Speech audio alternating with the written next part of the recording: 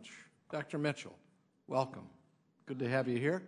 Let me just touch on some of the highlights of my testimony. We have a lot of problems in our tax code: high tax rates, biased treatment of income that is saved and invested, distorting loopholes, worldwide application, corruption, complexity.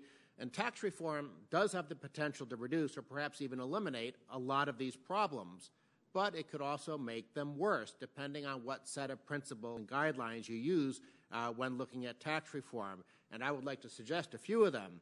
Tax rates should be as low as possible for the simple reason that taxes are a price. It's the price of whatever is being taxed, and we don't want a high price being imposed on work and entrepreneurship. We also want to make sure that the tax system does not discriminate against capital formation. As far as I understand, every single economic theory, even Marxism and socialism, they all agree that saving and investing are keys to long-run growth and higher living standards, and so it doesn't make sense to impose multiple layers of tax on income that is saved and invested compared to income that is consumed. Another principle, and Len will be very happy to hear this, is that we should get rid of all the preferences and penalties in the tax code. We don't want people making economically inefficient choices solely because the tax code is luring them in that direction. That makes the economy less productive. And then we want territorial taxation.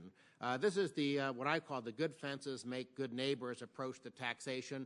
Most other countries around the world, especially for things like corporate taxation and labor income, practice territorial taxation, and I just think it creates a much simpler and fairer tax system.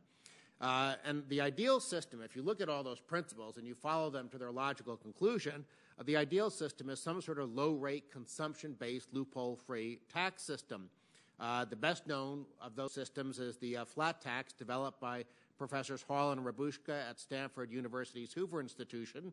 But the value-added tax, assuming it's a replacement tax, not an add-on tax, also is a single-rate, consumption-based, loophole-free tax system. And even in theory, a national sales tax could fulfill the same goals.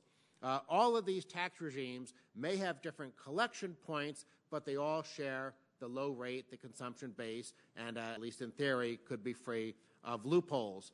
Now, of course, any discussion of tax reform, as we've already seen on this panel, it gets into the issue of the deficit. But I think that's actually a proxy. What we're really talking about is what can you do on taxes depends a lot on what you do on the spending side. And I guess my simple analysis is that it's very difficult to have a good tax system if you have a very large government. And I use Sweden as an example in my testimony. On a per krona raised basis, Sweden probably has one of the best tax systems in the world. But because that tax system is expected to collect 50% plus of GDP, the overall system becomes rather punitive, and I think it helps to explain why Sweden, which back around 1970 was one of the 5 richest countries in the world, has since fallen a bit and suffered several decades of rather mediocre growth.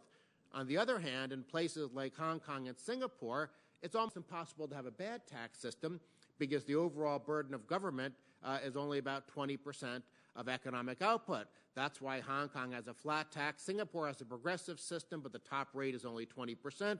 And neither jurisdiction has the pervasive double taxation of capital that we see. No capital gains or dividends double taxation. Neither has a death tax or a wealth tax. Now, of course, our challenge, as the Budget Committee folks, you all know this more than anybody, is that we already have seen a big expansion of the size of government during the Bush-Obama years. When Bill Clinton left office, we were spending 18.2% of GDP. Now we're up to 24%, but heck, a couple of decades down the road, we're going to be looking back upon 24% of GDP, some sort of wonderful time, because we're expected, based on the CBO long-run forecast, and there's an alternative forecast and a baseline forecast, but we could be up over 50% of GDP, and that's just the federal government alone, not counting 12, 13, 14, 15% for state and local government. And that's really the challenge of tax reform.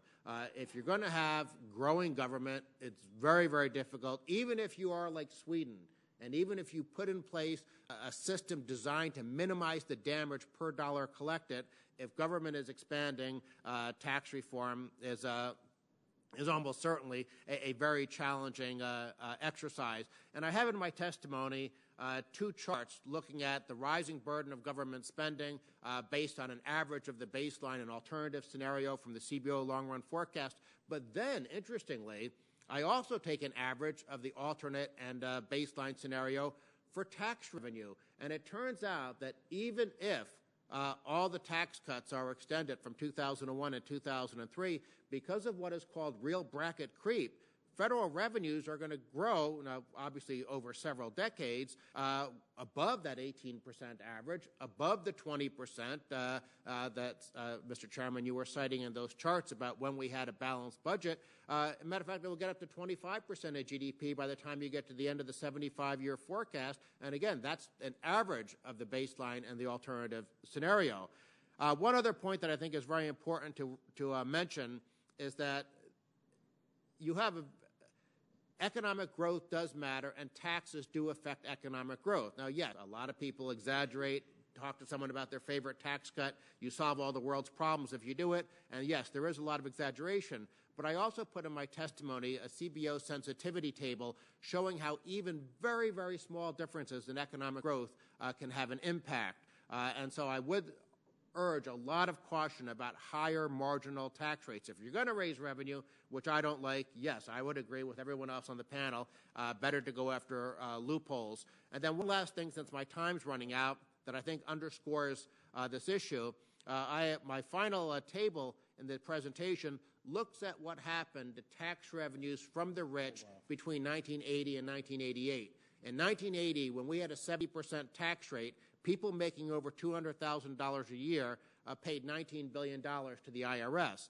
By 1988, when the top tax rate had come all the way down to 28%, those rich people were paying $99.7 billion to the IRS, which is sort of a Laffer curve on steroids, although obviously there were lots of other factors going on, including 40% inflation, 7 to 8% population growth, other pro-growth reforms that would have caused more rich people and more taxable income to appear. But certainly, I think that one bit of evidence from the 1980s, not to mention the new evidence we just saw from the United Kingdom, where they're collecting less revenue at the new 50% tax rate than they collected at the old 40% tax rate. But with that, I see my time is running out. I'll be very happy to answer questions. Thank you. Thank you. Thank you.